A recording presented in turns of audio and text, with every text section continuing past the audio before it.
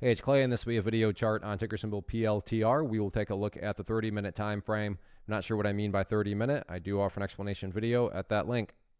Well, an absolutely savage, nasty day today, not necessarily because it was red, but because how things started off. That opening 30 minutes, big volume spike, price actually got all the way up there. And then just like that, it was like somebody flipped the switch, the momentum disappeared, and the price just collapsed downwards.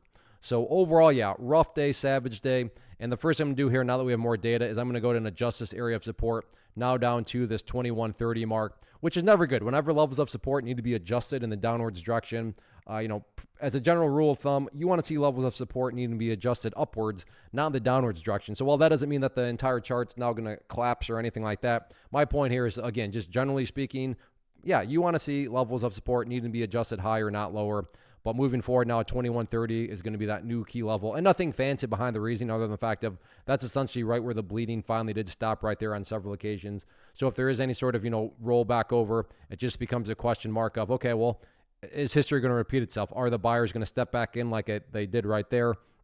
But as of right now, there is a nice little bounce underway. So maybe 2130 doesn't even come into play. As far as areas of resistance, going to go ahead and adjust this level down here now to that $21.80 mark. So 2180 going to be that first key level of resistance, like I said, as a big test if this current little miniature upwards bounce continues.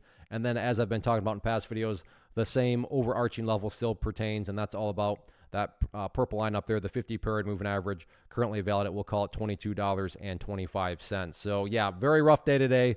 But like I said, price got some sideways movement. Price got a little bit of a bounce here. So we'll see if the price can try to get things at least turned around a little bit on Wednesday.